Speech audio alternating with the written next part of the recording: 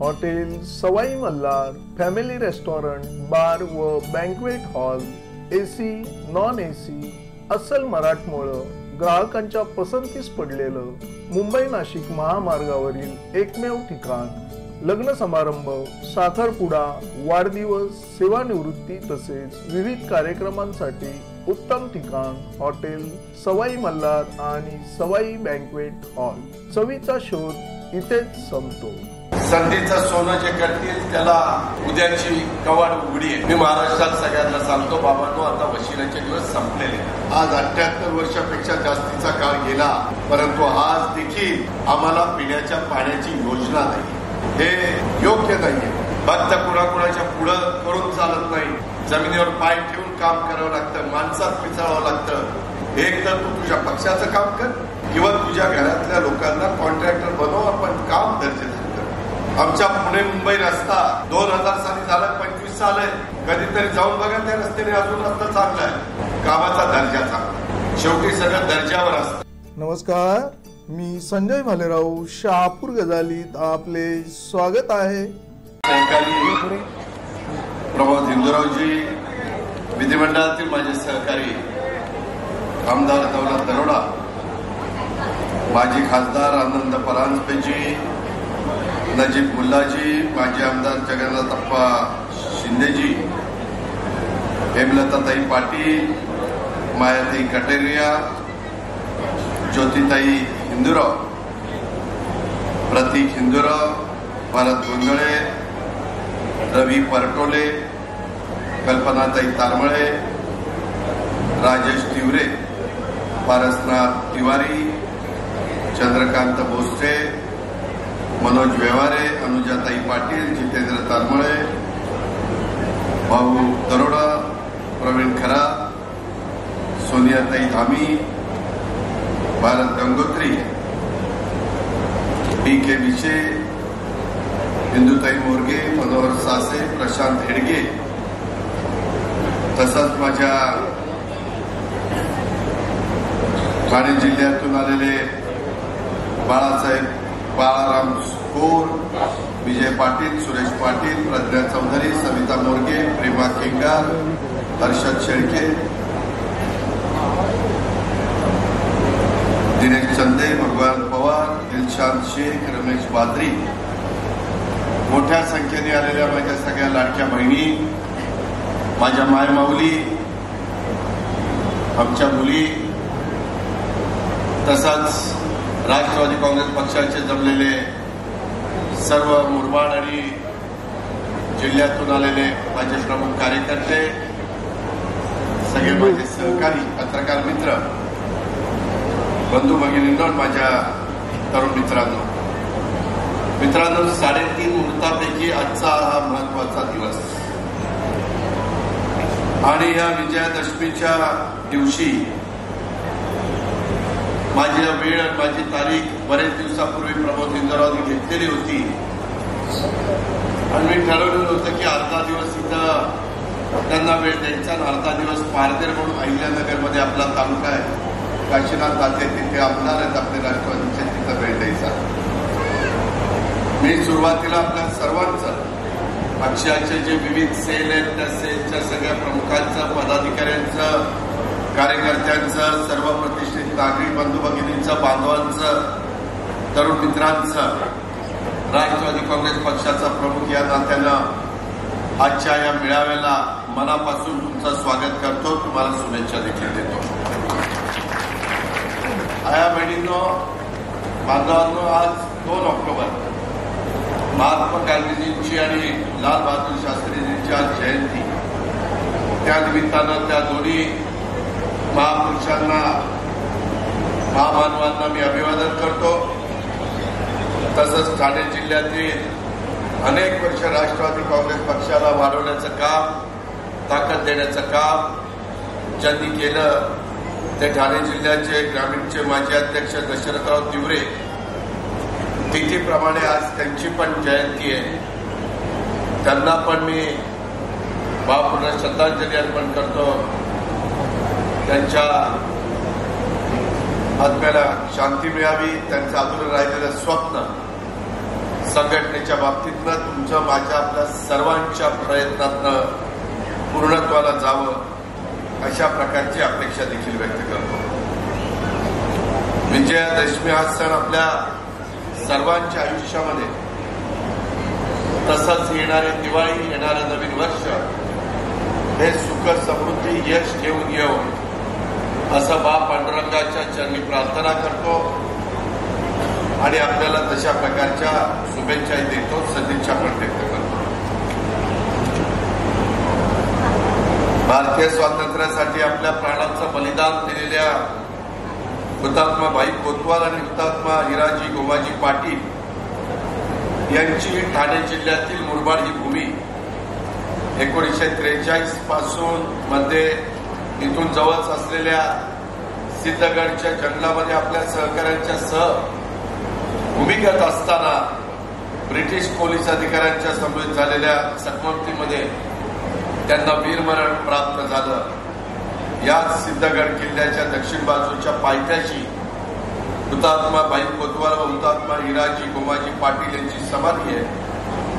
मी हुतात्मा भाई कोतवाल आणि हुतात्मा हिराजी गोमाजी पाटील यांना देखील अभिवादन करतो, त्यांच्या स्मृतीला देखील वंदन करतो. मित्रांनो, मी आज राष्ट्रवादी काँग्रेस पक्षाचा प्रमुख म्हणून काम करत असताना शिवशाहू फुले आंबेडकरांच्या विचारांनी हा पक्ष पुढे गेला पाहिजे.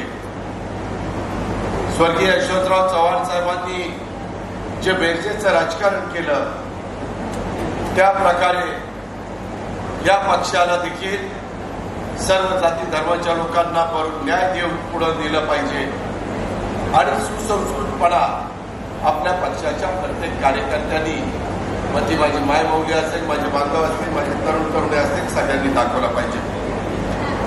मुरबाड हा सह्याद्री पर्वतरांगांच्या नैसर्गिक खोऱ्यामध्ये वसलेला निसर्ग सौंदर्याने नटलेला असा ठाणे जिल्ह्यातील एक महत्वाचा तालुका. त्याचा उल्लेख मगाशी अनेकांनी केला. विविध समाज घटकांच्या बरोबर इथं आमचे आदिवासी बांधव मोठ्या प्रमाणावर आहेत. वारली जमातीची वारली चित्रकला आणि तात्पा नृत्य हे इथल्या सामाजिक जीवनाचे वैशिष्ट्य आहे. मगाशी पण माझ्या आदिवासी एका मुलाने 12वीमध्ये त्याला पुढे जेजेला जायचं, मी त्याला विचारलं की 10वीला किती टक्के पडले, 12वीला त्याला तिथं जायचं जरूर. मी त्याला सांगितलं की 12वीला चांगले मार्क्स मिळव, मी तुला जेजेला कशी ऍडमिशन केली याबद्दलचा प्रयत्न करेन. आपल्या आदिवासीची मुलं असतील, वंचितांची असतील, मागासवर्गीयांची असतील, गरीब घटकातले असतील, गरीब वर्गातील असतील, कुठल्याही जाती धर्माचे असतील, अल्पसंख्याक समाजातील असतील, या सगळ्यांना संधी मिळाली पाहिजे. संधीचं सोनं जे करतील त्याला उद्याची कवाड उघडी आहे. आता बुद्धिमत्तेचे दिवस आहेत, गुणवत्तेचे दिवस आहेत. मी महाराष्ट्रात सगळ्यांना सांगतो, बाबांनो, आता वशिलाचे दिवस संपलेले, आता ते दिवस गेलेले. आता कोण कुणाच्या घरी जन्माला आला तरी त्याच्या मध्ये बुद्धिमत्ता असेल तो यश संपादन करू शकतो. त्यामुळं शिक्षणाला अनन्यसाधारण महत्व प्राप्त झालेलं आहे. आम्ही पण शिक्षणाच्या करता हजारो कोटी रुपये खर्च करतो. एआयचा जमाना आहे.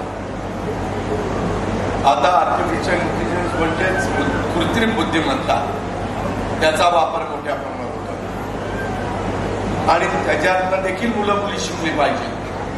त्याकरता CIIIT कालच मी टाटाची कंपनी आहे, पूर्वी रतन टाटा जे प्रमुख होते, आता चंद्रशेखर म्हणून त्याचे प्रमुख आहेत, त्यांच्याबरोबर मी चर्चा केली आणि त्याच्यातून टाटा ट्रस्ट नेहमी एक सामाजिक बांधिलकी ठेवून चांगल्या कामाला भरीव अशा प्रकारची CSR मधनं मदत करत असत आणि त्याचाही फायदा आपल्याला कसा उचलता येईल याबद्दलचा माझा आणि माझ्या सगळ्या सहकार्यांचा प्रयत्न असतो.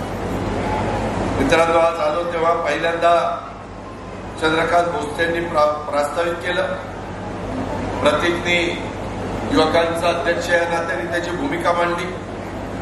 आमच्या हेमलताताईंनी त्यांना आता पक्षाचं प्रवक्तेपद दिलेलं आहे. अतिशय चांगलं काम त्यांचं नाशिकच्या परिसरामध्ये अनेक वेळेला नाशिक महानगरपालिकेमध्ये चांगल्या मताधिक्याने त्या निवडून आलेल्या आहेत.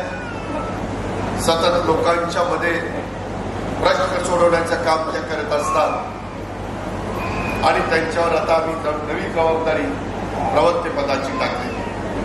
कारण पक्षाचा चेहरा प्रवक्ता म्हणून बोलत असताना फार तारतम्य ठेवून बोलावं लागतं.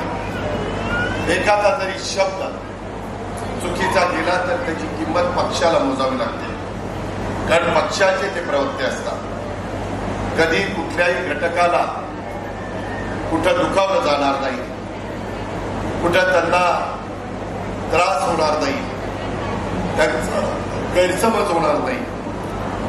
अशा पद्धतीनं बोलत असताना आपण ज्यावेळेस शिवशाहू फुले आंबेडकरांचं नाव घेतो त्यावेळेस त्यांनी जो विचार मांडलेला आहे त्या विचारानेच आपली भूमिका ही स्पष्टपणे सर्व धर्म समभावाची ही तिथं मांडली गेली पाहिजे आणि त्याच्यातून पक्षाची एक राष्ट्रवादी काँग्रेसमध्ये होण्याच्या दृष्टिकोनातनं बरेच जण आता सोशल मीडियाच्या निमित्तानं कोण काय बोलताय त्याच्यावर ते त्यांचं स्वतःचं मत तयार करत असतात. पूर्वीच्या काळामध्ये प्रचंड मोठ्या सभा व्हायच्या.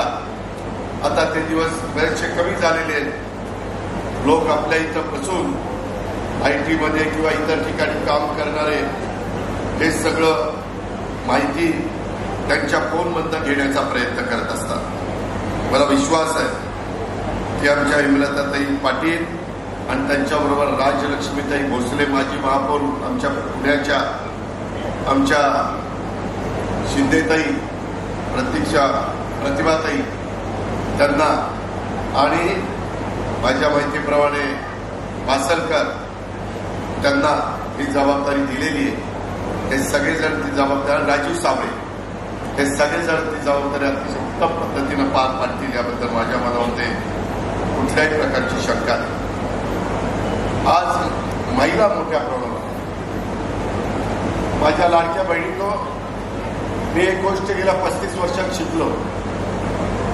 जर महिलांना समाजामध्ये मान सन्मान प्रतिष्ठा दिली, महिलांना आर्थिक बाबतीमध्ये सक्षम केलं, महिला बचत गटाच्या मार्फत त्यांना चांगला कार्यक्रम दिला, चांगल्या वस्तू त्यांनी बनवल्या, चांगले खाद्यपदार्थ बनवले, तर ह्याला बाजारपेठ आहे.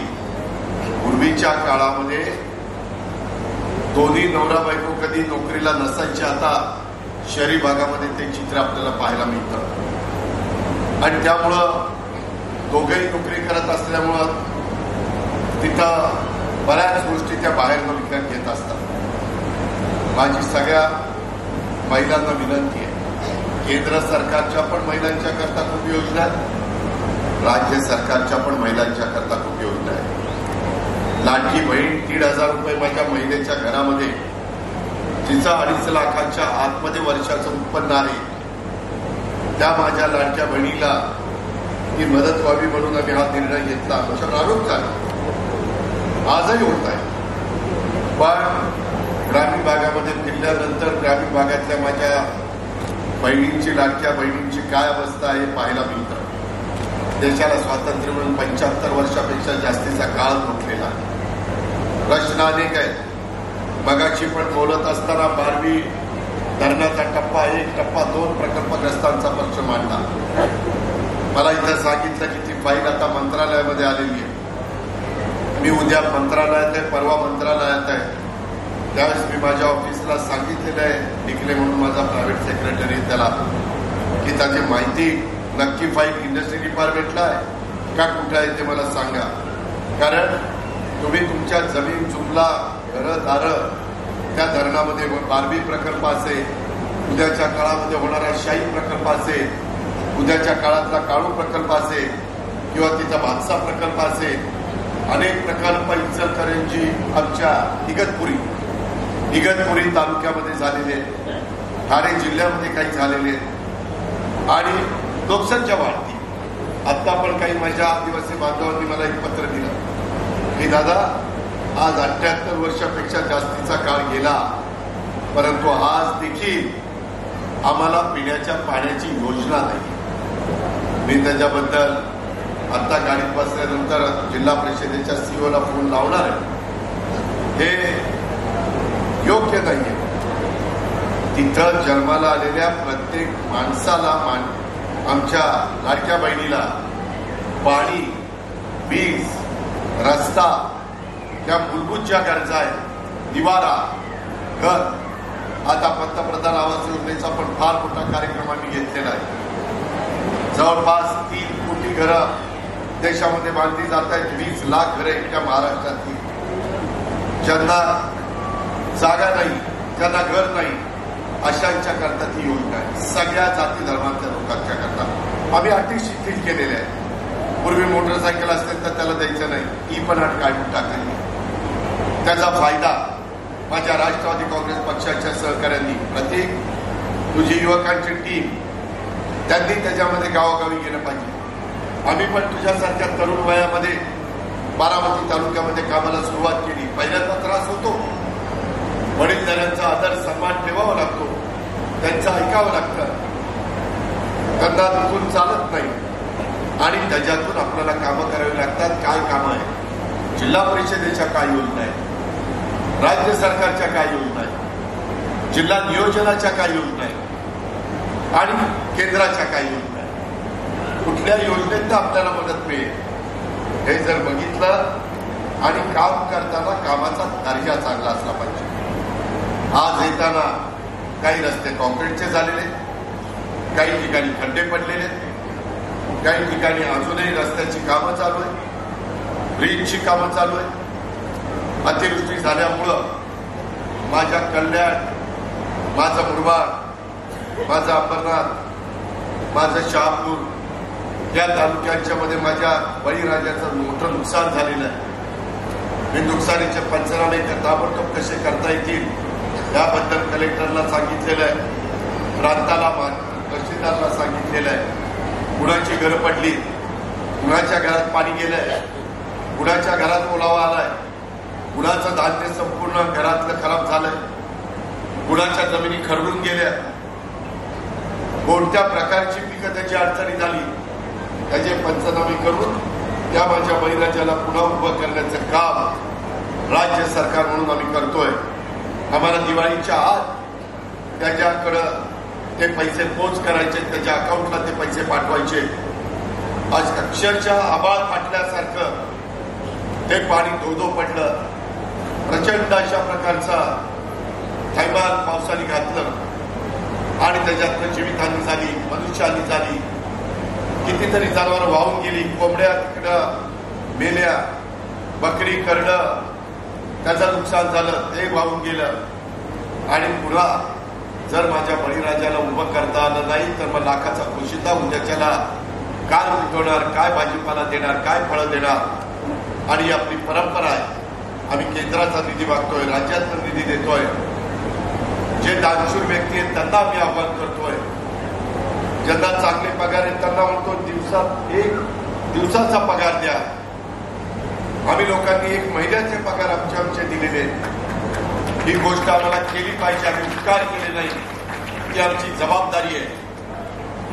त्या जबाबदारीचं भान ठेवून आम्ही त्या ठिकाणी पुढे चाललेलो आहे. आणि म्हणून आजच्या या मेळाव्याच्या निमित्तानं आपल्याला राष्ट्रवादी काँग्रेस पक्ष वाढवायचा आहे, सभासद नोंदणी वाढवायची आहे, वेगवेगळ्या जाती धर्माची माणसं आपल्याला जोडायची आहेत, त्यांना वेगवेगळ्या कमिटीमध्ये घ्यायचं आहे. कुठे अडचण आली तर राष्ट्रवादीचा कार्यकर्ता धावून जातोय, त्या मायबाबलीला मदत करतोय, त्या शेतकऱ्याला मदत करतोय. अशा प्रकारे काम देखील कृती करावी लागणार आहे. आम्ही अनेक भागामध्ये जाऊन आलेलो आहे. त्याच्यामध्ये आज इथं आल्यानंतर मला स्वर्गीय शांताराम घोरपांची आठवण आल्याशिवाय राहत नाही. त्यांनी त्यांच्या कारकिर्दीमध्ये या भागामध्ये अतिशय चांगल्या प्रकारचा कायापालट करण्याचा प्रयत्न केला, परंतु ते आज आपल्यात नाहीये. नवीन लोक तयार झाली पाहिजे. फक्त कुणाकुणाच्या पुढं करून चालत नाही. जमिनीवर पाय ठेवून काम करावं लागतं, माणसात मिसळावं लागतं, वेळ द्यावा लागतो. मगाशी प्रमोद दिंडोरावांनी सांगितलं तसं सकाळी लवकर उठून काम करावं लागतो, आळस झटकावा लागतो आणि अडचणीच्या काळामध्ये आपला राष्ट्रवादी काँग्रेस पक्ष हा लोकांच्या करता मदतीला धावून जातो. अशा पद्धतीनं आपल्याला सगळ्यांना काम करायचंय. हे काम करत असताना माझं इथं मला वाटतं प्रत्येक कोणी बोलत असताना सांगितलं की आमच्याकडे नर्सिंग कॉलेज द्या, आमच्याकडे इंजिनिअरिंग कॉलेज द्या, आमच्याकडे क्रीडा संकुल द्या. सगळीकडे अशा प्रकारच्या योजना असतात. सरकार जिल्ह्याच्या ठिकाणी एक मेडिकल कॉलेज देत आहे, जिल्ह्याच्या ठिकाणी एक नर्सिंग कॉलेज देत आहे. काही जणांनी पुढाकार घ्यावा. नर्सिंग कॉलेजला फार काही खर्च येत नाही. आपल्या मुश्रीफांच्याकडे ती जबाबदारी आहे आणि आमच्या लाडक्या बहिणी मायभाऊनी बसल्या फार मोठ्या प्रमाणावर जगात, देशात, राज्यात नर्सेसची मागणी आहे. फार चांगल्या पद्धतीनं त्यांना मानधन दिलं जातं. वेगवेगळ्या जे आजारी लोक असतात त्यांच्यावर उपचार करण्याचं काम ते करत असतात. त्यांची सेवा करण्याचं, त्यांना सर्व्हिस देण्याचं काम करत असतात. असे कुठले त्या ठिकाणी पर्याय आहेत की जे आपल्या मुला मुलींना शिकवले तर ते स्वतःच्या पायावर उभं राहू शकतील, ते स्वतःचा छोटा मोठा व्यवसाय सुरू करू शकतील. कारण मगाशी प्रतीकाने आमच्या चंद्रकांतनी बोलत असताना सांगितलं की आमची मुरबाडची एमआयडीसी आता 40% चालू आहे, 60% बंद पडली आहे. ते बंद का पडली त्याचंही आपण परीक्षण केलं पाहिजे. कामगारांच्या संपामुळे बंद पडली का आणखी कशामुळे बंद पडली? मगाशी येताना पण काही मला सांगितलं की दादा लाईटचं कमी जास्त इथं होते, नियमित आम्हाला वीज मिळत नाही. त्याच्याकरता खरं तर आपल्याला सबस्टेशन उभी केली पाहिजे, त्याच्याबद्दल पाठपुरावा केला पाहिजे. हे सार्वजनिक प्रश्नाच्या बद्दल पाठपुरावा केला तर आम्हालाही अडचण वाटत नाही. आम्ही ते एखाद्या वेळेस म्हणू अरे सारखं सारखं काय तुझं ते चाललंय, पण पाठपुरावा केल्याशिवाय ही कामं होत नाही आणि त्याच्यातनं नियमित आम्हाला वीज मिळून तुमच्या भागातल्या लोकांचं भलं होऊ शकत नाही. आणि म्हणून ते काम असेल. क्रीडा संकुल तर आपल्याच क्रीडा मंत्रालय माणिकराव कोकाटे यांच्याकडे आणि या प्रकारे रेल्वेचा प्रकल्प, मुरबाडचा रेल्वे प्रकल्प त्याच्याबद्दलचा सुतोवाच केला. माझं एक पत्र इथं येऊन प्रमोद इंदुराव बसलं पाहिजे, अधिकाऱ्यांशी माझ्या बोललं पाहिजे. मुरबाडच्या रेल्वेचं वैष्णवी साहेबांना पत्र लिखले. आपला ढाकणे, त्या ढाकणेला सांगा त्याला त्याच्यातली बरीचशी माहिती आहे. आणि मी दिल्लीला तू माझ्याबरोबर दिल्लीला असतो, दिल्लीला मला आठवण केली तर मी पण तिथं जसं आता बीडचा पालकमंत्री झाल्यानंतर अनेक वर्ष, जवळपास 25-30 वर्ष बीड टू अहिल्यानगरची रेल्वे सुरू होत नव्हती. ती आता आम्ही सुरू केली. आता अहिल्यानगरवरून आम्ही पुण्यापर्यंत जातोय आणि पुण्यावरून आम्हाला आता मुंबईला पण जायचं आहे. काही स्टेशनमध्ये कधी तिथं प्लॅटफॉर्म जे अवेलेबल पाहिजे ते होत नाहीये. आता हडपसरला पुण्यामध्ये आम्ही नवीन प्लॅटफॉर्म करतोय. हे केलं पाहिजे कारण गोरगरिबांना सर्वात स्वस्त प्रवास जर कशातनं करता येतो तर तो रेल्वेतनं करता येतो. आणि म्हणून याबद्दल आपण सगळेजण लक्ष घालून एमआयडीसीमध्ये बंद पडलेले प्रकल्प ते उद्योग खातं आपल्या उदय सामंत आमच्याकडे त्यांना भेटून की बाबा काय अडचण आहे, तुम्ही नवीन पण एमआयडीसी करून पाहताय, तिथंही आम्ही आता चांगला मोबदला देतो. त्याच्यामध्ये आता इथं आपल्याला पालघर जवळच आहे. पूर्वी आपल्याच जिल्ह्यात होता तो पालघर जिल्हा, तो भाग 6 विधानसभा मतदारसंघाचा. तिथं वाढवण बंदर, जगातलं 10 नंबरचं बंदर तिथं होतोय. अक्षरशः पाऊण लाख कोटी खर्च होत आहे, परंतु होईपर्यंत 1 लाख कोटी खर्च होतील. 1 लाख कोटी आपलं बजेट आहे 8 लाख कोटीचं. म्हणजे बजेटचा 8वा हिस्सा एवढं मोठं ते बजेट काम होत आहे. जमिनी विकू नका. तिथं आता आम्ही विमानतळ करणार आहे. तिथून जगात वेगवेगळा माल त्या बंदरात येणार आहे. जसं मुंबईचं JNPT आहे तसं हे वाढवण बंदराचा काय आपल्याला ठरणार. इथनं माल फार उत्तर प्रदेशमध्ये, मध्य प्रदेशमध्ये त्या वेगवेगळ्या भागामध्ये जाणार आहे आणि त्याच्यामुळं त्याच्यातनं काही लाख रोजगार पण निर्माण होणार आहे. ही गोष्ट आपण लक्षात ठेवा. पंतप्रधानांनी स्वतः येऊन तिथं भूमिपूजन केलेलं आहे. काहींचा विरोध आहे, पण त्यांनाही वाऱ्यावर सोडणार नाही. त्यांची घरदारं ही अडचणीत येऊन देणार नाही. त्यांची पर्यायी व्यवस्था चांगल्या पद्धतीनं करण्याचं नियोजन आम्ही सगळ्यांनी केलेलं आहे. त्याचबरोबर रोडच्या बद्दल देखील अनेक प्रकारे आपल्या भागातले रोड चांगले कसे होतील. रोड करत असताना तुमच्यातले काही लोक पुढाऱ्यांच्या घरातलीच काही लोक टेंडर घेतात आणि मग काम चांगलं करत नाही. पुढाऱ्यांना म्हणून एक तर कॉन्ट्रॅक्टर तरी बना, नाहीतर पुढारपण तरी करा. पुढारपण पण करायचं, तिकडं कॉन्ट्रॅक्टर पण व्हायचं. पुढारपण करत असताना कॉन्ट्रॅक्टर झाल्यानंतर अधिकारी लोकांच्यावर थोडासा दबाव येतो किंवा कसं याला बोलावं, दडपणाखाली ते काम करतात. आणि त्यामुळे तो कुठल्याही पक्षाचा असो, एक तर तू तुझ्या पक्षाचं काम कर किंवा तुझ्या घरातल्या लोकांना कॉन्ट्रॅक्टर बनव, आपण काम दर्जेदार कर. झालेला रस्ता कॉन्क्रीटचा असेल तर 25-30 वर्ष तरी टिकला पाहिजे.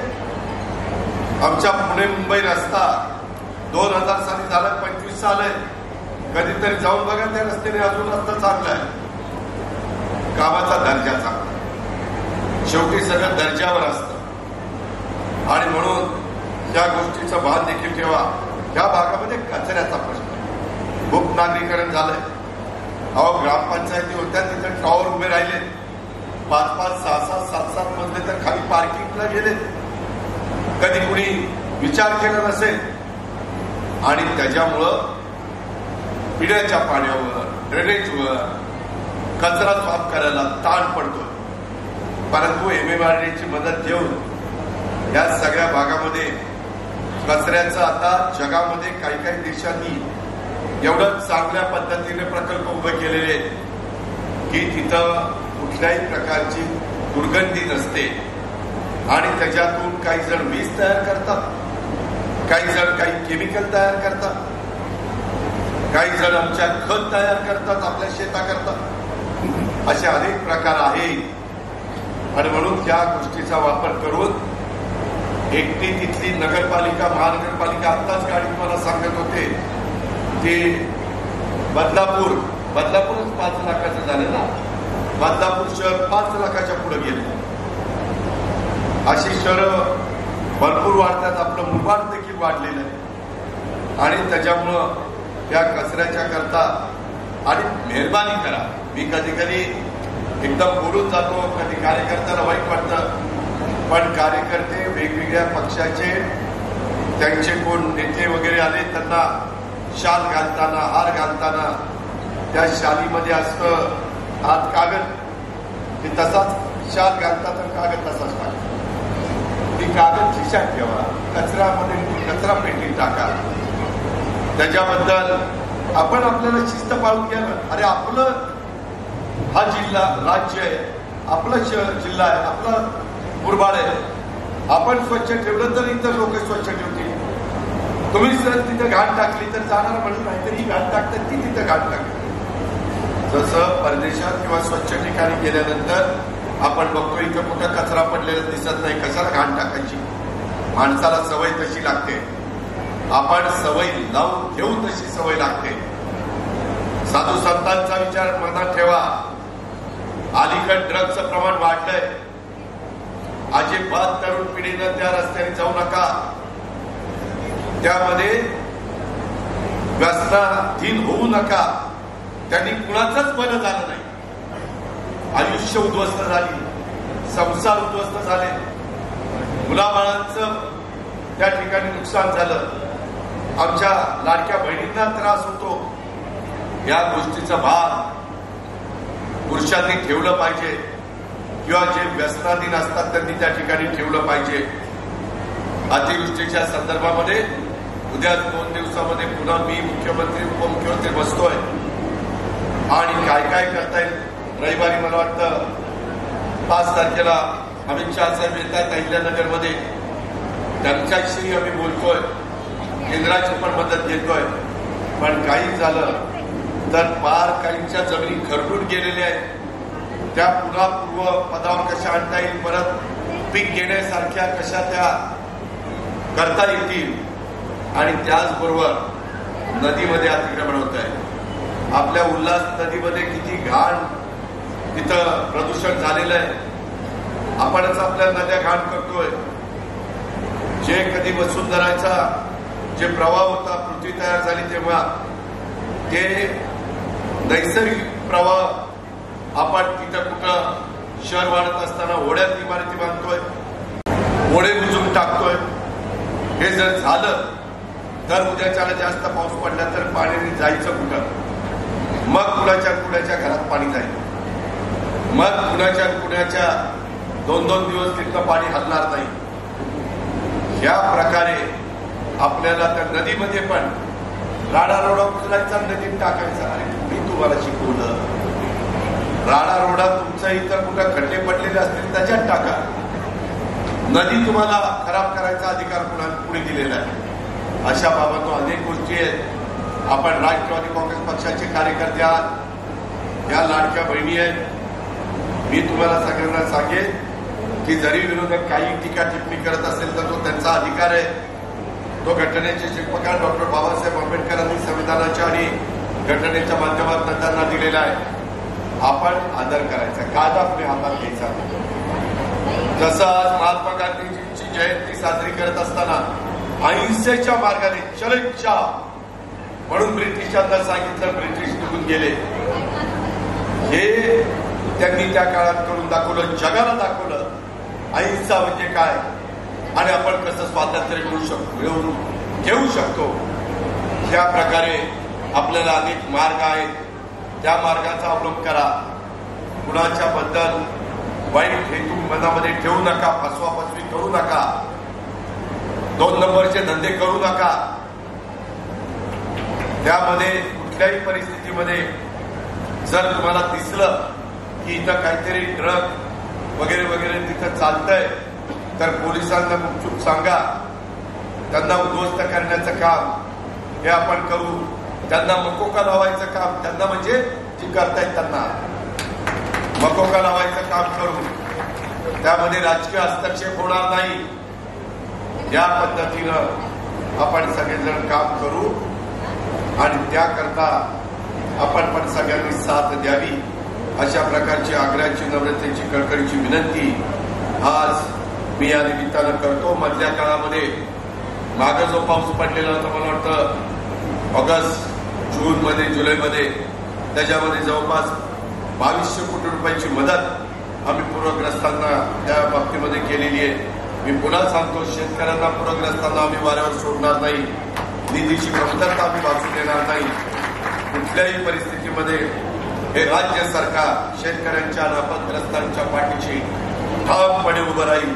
त्यांचे संसार पुन्हा उभे करण्याच्यासाठी आम्ही आमचं सर्वस्व पणाला लावू. काहींच्या विहिरी ते गाळाने पुन्हा भरल्यात, त्याचा गाळ काढण्याच्या करता देखील आम्ही पैसे देणार आहे. पुन्हा त्या विहिरीचं पुनरुज्जीवन कसं करता येईल अशाही प्रकारचा प्रयत्न. किंवा साकव, बऱ्याचशा ठिकाणी आता मला दौलतदारांना सांगत होते पाण्याच्या प्रवाहाने साकवच्या साकव वाहून गेले. त्याही करता आपल्याला अशा पद्धतीचा पाऊस पडला, पाणी आलं तर त्याच्यातनं तयार केलेल्या साकवाला कुठल्याही प्रकारे त्याचा अडचण येणार नाही, या पद्धतीनं काम करू. राज्य सरकार पूरग्रस्तांच्या पाठीशी आहे. या भागातील शेतकरी, आपत्तीग्रस्त नागरिकांना टंचाईप्रमाणेच जसा दुष्काळ पडला तर आपण टंचाई जाहीर करतो, तशाच पद्धतीच्या सवलतीन उपाययोजना लागू करण्याचा निर्णय मंत्रिमंडळाने कालच्या मंगळवारी घेतलेला आहे. आणि आपत्तीग्रस्त शेतकऱ्यांच्या करता कर्जाची वसुली असेल किंवा इतर पण काही गोष्टी असतील त्याही बद्दल बँकांना योग्य त्या सूचना दिलेल्या आहेत. 1956 साली दसऱ्या या सणाच्या दिवशीच भारतरत्न डॉक्टर बाबासाहेब आंबेडकरांनी बौद्ध धम्म स्वीकारला होता. आज देशभरात धम्मचक्र प्रवर्तन दिन देखील साजरा होतोय. त्याही बद्दल मी आपल्याला सगळ्यांना शुभेच्छा देतो. त्याची नोंद पण आपण त्या ठिकाणी घेतो. त्याच्यामध्ये अशोका विजयादशमी धम्मचक्र प्रवर्तन दिन अशा पद्धतीनं आपल्याला सगळ्यांना बरोबर घेऊन जायचंय. हे पण आपण आपल्या सगळ्यांना सांगू इच्छितो.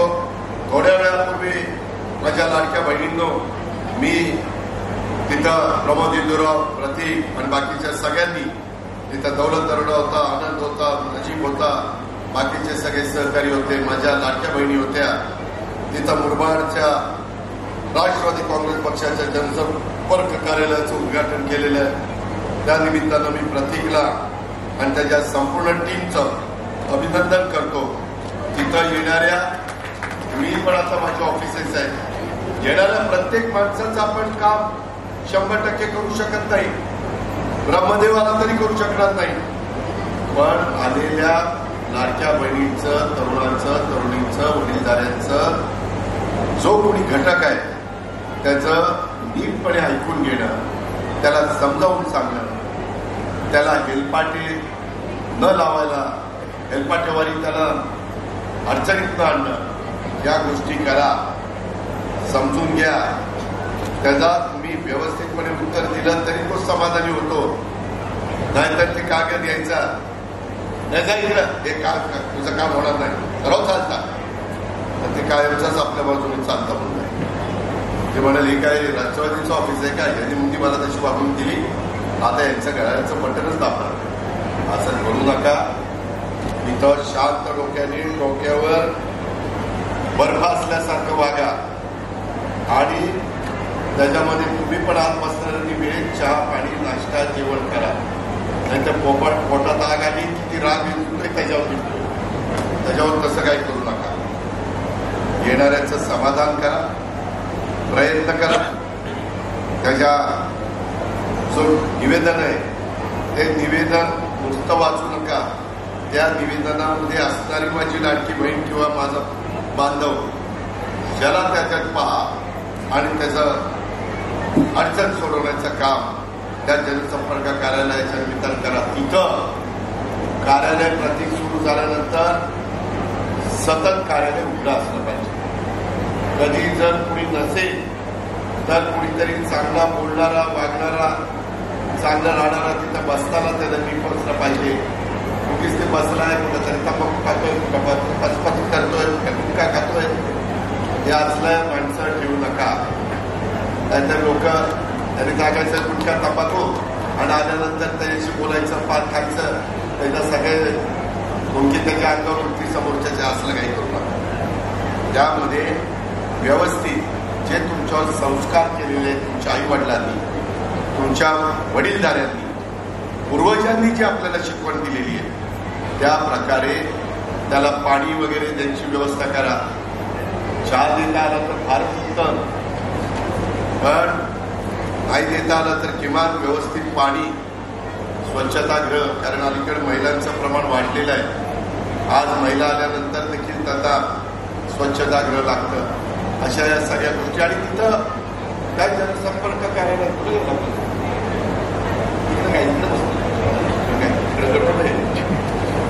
त्यामध्ये योजना ज्या आता जिल्हा परिषदेच्या ज्या योजना आहेत ते बस तिथं पुढं तुला तिथंच बसायचं बस. त्यामध्ये त्या आपल्याला अरे बस ना काय तुमच्यावर नाव आहेत काय, बरं कवलं तू तिकडे बसत त्याला इकडे बस काय. तर त्याच्यामध्ये जिल्हा परिषदेच्या कोणत्या योजना आहेत, महिलांच्या करता कोणत्या योजना आहेत, तिथं तुमचा PA वगैरे कोण बसेल तर त्याच्यामध्ये वेगवेगळ्या प्रकारचे पेन ड्राईव्ह ठेवायचे आणि त्याच्यात ताबडतोब क्लिक केल्यानंतर तुम्हाला वेगवेगळ्या योजना, कुठलं काम कुणाकडे, हे सगळे आता अलीकडे या इलेक्ट्रॉनिक मीडियामुळं आणि AIच्या तंत्रज्ञानामुळं खूप काही गोष्टी वेगवेगळ्या पद्धतीनं सॉफ्टवेअर डेव्हलप झालेले आहेत. कॉम्प्युटरमध्ये बऱ्याच काही गोष्टी तुम्हाला जग सगळे जवळ आलेले, त्याचा उपयोग आलेल्यांचं समाधान करण्याच्या करता बाबा MPSCची परीक्षा कधी आहे, UPSCची परीक्षा कधी आहे, कुठं काय चाललेलं आहे, कुठं कुठले कोर्स आहेत, CIITला कुठले कुठले कोर्स आहेत, कौशल्य विकासमध्ये कुठले कार्यक्रम घेतलेले आहेत, त्याचे ऍडमिशन कुठं मिळतात, कुठल्या काळामध्ये मिळतात, आपल्या राज्य सरकारच्या, केंद्र सरकारच्या शेड्यूल ट्राईबला कुठल्या योजना आहेत, शेड्यूल कास्टला कुठल्या योजना आहेत, अल्पसंख्याकांना कुठल्या योजना आहेत, ओबीसीला कुठल्या योजना आहेत, भटक्यांना कुठल्या योजना आहेत, ओपन कॅटेगरीतल्या लोकांना काय योजना आहेत. आपले अण्णासाहेब पाटील महामंडळ त्याच्या पण मला वाटतं 5 वर्षाच्या करता किंवा 7 वर्षाच्या करता आपण 15 लाख रुपयाचं कर्ज देतो. त्याचं व्याज आम्ही भरतो. त्यांनी वेळेत मुद्दत भरलं तर असे वेगवेगळे महामंडळ आहेत. त्या महामंडळाचा उपयोग त्याला कसा करून देता येईल या प्रकारे कागदपत्राची पूर्तता व्यवस्थितपणे, त्याचं आधार कार्ड काढणं, त्याचं आयुष्यमान कार्ड असतं, त्याचं 5 लाखाचं उत्पन्न आहे, आपलं 5 लाखापर्यंतचा खर्च माझ्या लाडक्या बहिणींचा, माझ्या पुरुष मंडळींचा, त्या पंतप्रधानांची जी योजना त्याच्यातनं होतो. आम्ही महात्मा ज्योतिराव फुले त्या एक योजना केलेली आहे, जनआरोग्य योजना, त्याच्यातनं 5 लाखाच्या पर्यंत वर्षभरात त्यांना आम्ही संरक्षण दिलेलं आहे. अशा असंख्य योजना आहेत. आणि त्यामुळं प्रतीक याबद्दल तू आणि तुझ्या सगळ्या टीमनं त्यामध्ये खूप माहिती घे. जेवढी माहिती घेशील ती कमीच. अशा पद्धतीनं आपल्याला सगळं समजतं. आज मी 35 वर्ष राजकारणामध्ये, परंतु सगळं मला समजत नाही. आजही तुमच्यासारखे तरुणाला जास्त माहिती असेल तर आम्ही त्याला विचारतो. आजही काहीतरी मोबाईलमध्ये नवीन काही आलं तर आम्ही त्यांना विचारतो काय. अशा पद्धतीनं आपण कमीपणा वाटून घेऊ नका. कुणीच इथं बसलेला आईच्या पोटात सगळे शिकून येत नाही. अनुभवातच माणूस शिकत असतो. अनुभवातच माझ्या लाडक्या बहिणी शिकत असतात. या सगळ्या गोष्टीचा विचार करा. आणि मुरबाडचं हे जनसंपर्क कार्यालय पक्षाच्या नेत्यांच्यासाठी तिथं रजिस्टर ठेव. कोण नेते पण येतात आणि सह्या करतात, नाहीतरी एकदाच येतील मागच्या पुढच्या सह्या करून जातात. तसलं नको. त्यामध्ये कधी येतात, किती वाजता आले, किती वाजता गेले, किती वेळ पक्षाला दिला, त्यामध्ये पदाधिकाऱ्यांच्यासाठी, कार्यकर्त्यांच्यासाठी एक संवादाचं केंद्र म्हणून माझं मुरबाडचं राष्ट्रवादी काँग्रेस पक्षाचं जनसंपर्क कार्यालय झालं पाहिजे. परिसरातल्या बांधवांना, लाडक्या बहिणींना, माझ्या तरुण तरुणींना त्यांची मतं, त्यांचे विचार, त्यांच्या तक्रारी, त्यांच्या अडचणी, त्यांच्या गाऱ्हाणी मांडण्याच्या करता आणि परिसरातील त्यांचे प्रश्न सोडवण्याच्या करता हे प्रश्न सोडून घेण्याच्या करता एक हक्काचं ठिकाण हे आपलं जनसंपर्क कार्यालय बनलं पाहिजे. अशा प्रकारची अपेक्षा मी आजच्या कार्यक्रमाच्या निमित्तानं व्यक्त करतो. तुमच्या सर्वांच्या साक्षीनं राष्ट्रवादी काँग्रेस पक्ष मुरबाड जनसंपर्क कार्यालयाचं आमच्या प्रतीकच्या उद्घाटन झालं असं जाहीर करतो. आणि मोठ्या संख्येने माझ्या लाडक्या बहिणी इथं आल्या त्याबद्दल लाडक्या बहिणींना लाख लाख शुभेच्छा विजयादशमीच्या आणि बांधवांना देखील देतो. मी जे सांगितलं ते नुसतं या कारणाचं ऐकून त्या कारणाने सोडू नका. त्याच्यामध्ये सगळ्यांनी जीव ओतून काम करा. निश्चितपणे पुन्हा एकदा हा परिसर राष्ट्रवादी काँग्रेस व्हायला वेळ लागणार नाही, परंतु त्याबद्दल चिकाटी, जिद्द, मेहनत ही मात्र आपण सगळ्यांनी करा अशी अपेक्षा व्यक्त करतो. आणि अतिशय चांगल्या प्रकारे हा राष्ट्रवादी काँग्रेस पक्षाचा मेळावा प्रत्येकाने त्यांच्या सगळ्या सहकार्यांनी, राष्ट्रवादीचे अध्यक्ष, तालुकाध्यक्ष, त्यांच्या सगळ्या टीमनी तिथं आयोजित केल्याबद्दल त्यांना मनपूर्वक शुभेच्छा देऊन मी आपल्या सगळ्यांची रजा घेतो. जय हिंद, जय महाराष्ट्र, जय राष्ट्रवादी. ताज्या घडामोडींसाठी पाहत राहा शहापूर गजाली. धन्यवाद.